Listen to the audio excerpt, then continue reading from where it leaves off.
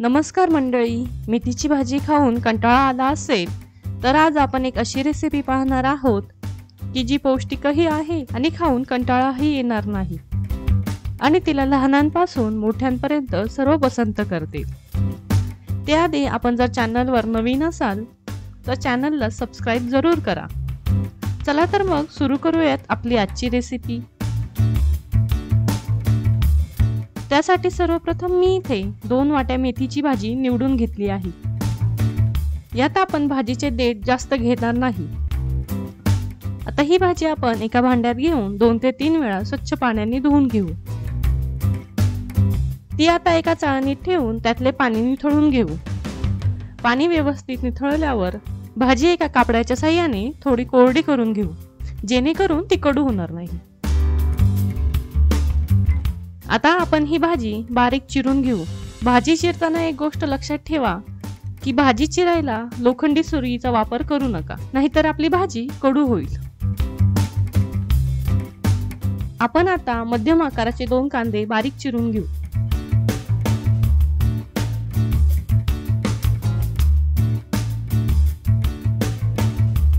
मिक्सरच्या भांड्यात 10 ते 15 लसूण पाकळ्या, 1 इंच आलं, 4 हिरव्या मिरच्या तुकडे करून टाकूयात।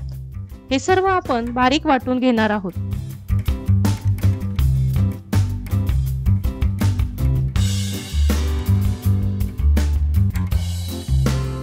आपली मिरची व्यवस्थित बारीक झाली आहे। आता आपण एका भांड्यात 2 वाट्या गव्हाचे पीठ, 2 चमचे बेसन पीठ, बारीक चिरलेली मेथी, बारीक चिरलेला कांदा, बारीक वाटलेला आलं, लसूण, हिरव्या मिरचीची पेस्ट, 1 मसाल्याचा चमचा एवढी हळद, 1 चमचा ओवा,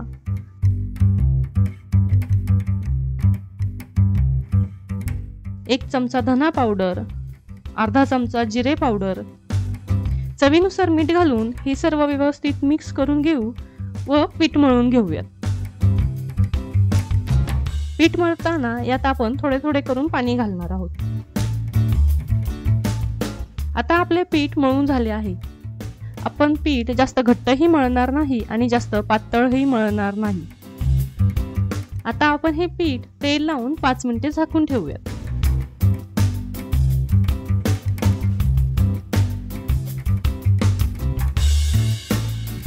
आता व्हिडिओत दाखवल्याप्रमाणे आपण बटाटे लाटून घेऊयात।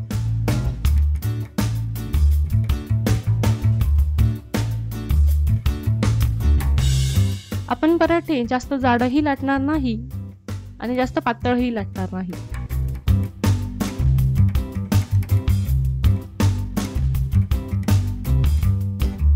पराठे भाजण्यासाठी मी इथे एक तवा गरम करायला ठेवला होता। आपला तवा गरम झाला आहे। आपण त्यावर थोडेसे तेल पसरवून घेऊ व त्यावर पराठा भाजून घेऊ। हवं तर तुम्ही इथे तेलाऐवजी तूपही वापरू शकता। आपला पराठा आता दोन्ही बाजूंनी छान भाजला आहे। अशा प्रकारे तयार आहे आपला मेथीचा पराठा। तुम्ही हा दह्यासोबत खाऊ शकता। तर आपणास आजचा व्हिडिओ कसा वाटला हे कमेंट बॉक्स मध्ये नक्की कळवा व आमच्या चॅनलला लाईक, शेअर आणि सबस्क्राइब करायला विसरू नका। धन्यवाद।